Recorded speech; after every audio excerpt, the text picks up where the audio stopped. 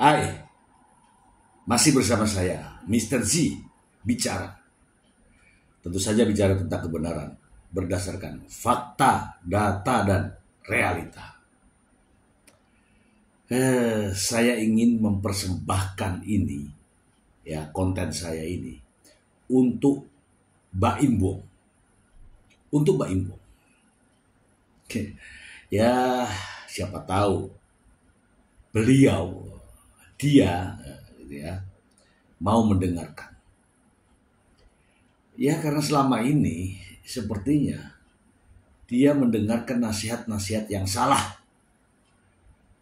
sehingga ributlah di media saat ini. Ya, saling hujat antara mereka lah. Ya, untuk Baim Wong, dengarkan saja ini. Dengarkan. Bukan saya yang berbicara, tapi ahlinya berikut ini. Hanya menemukan kekurangan kecil aja dari diri dia. Kamu nggak bisa melihat. Apa ini? Kamu melihat apa? Coretan apa? Warna apa? Hitam. Kamu hanya melihat hitamnya ini saja? Padahal ini kecil. Kamu nggak lihat putihnya. Kamu hanya fokus terus melihat kekurangan dia. Kamu hanya terus fokus melihat ketidakbaikannya dia. Sementara di sini kebaikan-kebaikan nggak pernah kamu lihat. Bagaimana dia berjuang ninggalin orang tua. Bagaimana dia menyerahkan kehormatan. Kamu butuh syahwat, dia penuhi. Dia relakan rahimnya, kehormatannya. 9 bulan dia berjuang mati-matian. Dia serahkan nyawanya ketika mau melahirkan. Demi membahagiakan kamu. Supaya kamu memperoleh keturunan. Wa bi ayyi ala'i rabbikum tukadzibun. Nikmat mana lagi yang mau kamu dustai? Jam berapa dia selalu bangun untuk kamu? Dia masakin kamu. Dia yang nyuciin baju kamu siapa? Yang ngepel rumah kamu siapa? Yang nyuci piring siapa? Ya kan? Kurang apa? Istri itu kurang apa? Ini nikmat bukan yang Allah hadirkan. Kamu bukan sekedar kufur dengan pasangan, tapi kamu kufur kepada Allah Subhanahu wa Ta'ala. Sudah dikasih nikmat sedemikian rupa, ya kan? Kamu bukan mensyukuri dengan memuliakan istri kamu, malah kemudian, ya Allah,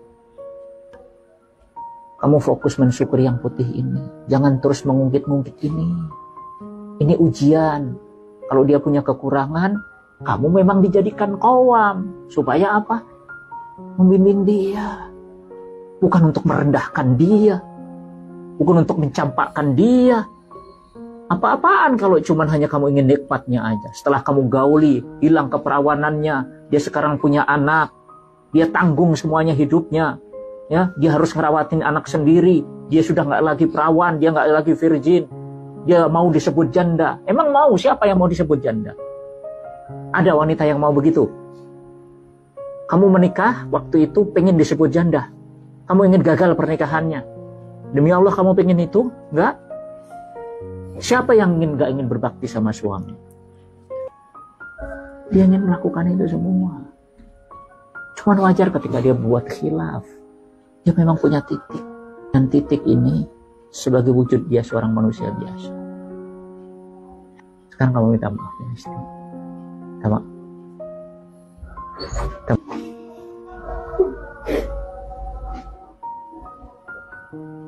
Cium tangan suami. Maaf sama bapak dulu. Semoga saja Baim Wong mendengarkan dan melihat konten ini ya teman-teman ya. Mas Baim, jangan hanya mendengarkan ucapan seseorang saja. Kalau itu membuat panas, mendingan cari orang lain yang membuat suasana